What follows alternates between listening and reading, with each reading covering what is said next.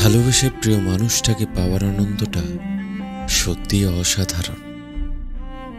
কিন্তু না পাওয়ার পরেও যে ভালোবাসাগুলো টিকে আছে, আমার কাছে মনে হয় সেগুলো এই পৃথিবীর সেরা নিদর্শন। কারণ সে ভালোবাসাগুলোতে আপনি যেমনি করে একটা ত্যাগ পাবেন, তেমনি করে একটা নিখাত গল্পও পাবেন। তার চেয়েও বড় কথা, সেখানে দারুণ একটা ফিলোসফি পাবেন।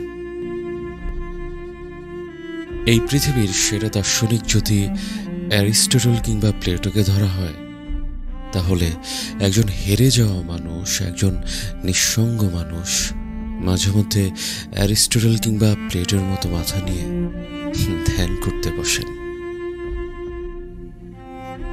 আর এই বিষয়টা তারাই উপলব্ধি করতে পারেন যারা একপাক্ষিক কিংবা নিঃস্বার্থভাবে ভালোবেসে গেছেন। তারপরেও আমি বলবো, ভালোবাসাটা খুব সহজ।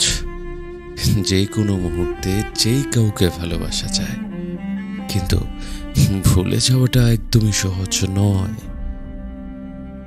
কারণ মানুষকে ভোলা যায়, ভালোবাসা ভোলা যায় না। বিষয়টা যেন অনেকটাই এমন, তোমাকে যতবারই আমার ভালো লাগে, ততবারই আমার মন ভাঙে। যেন এই তো খুব কাছে, আবার যেন পৃথিবী ছেড়ে অনেক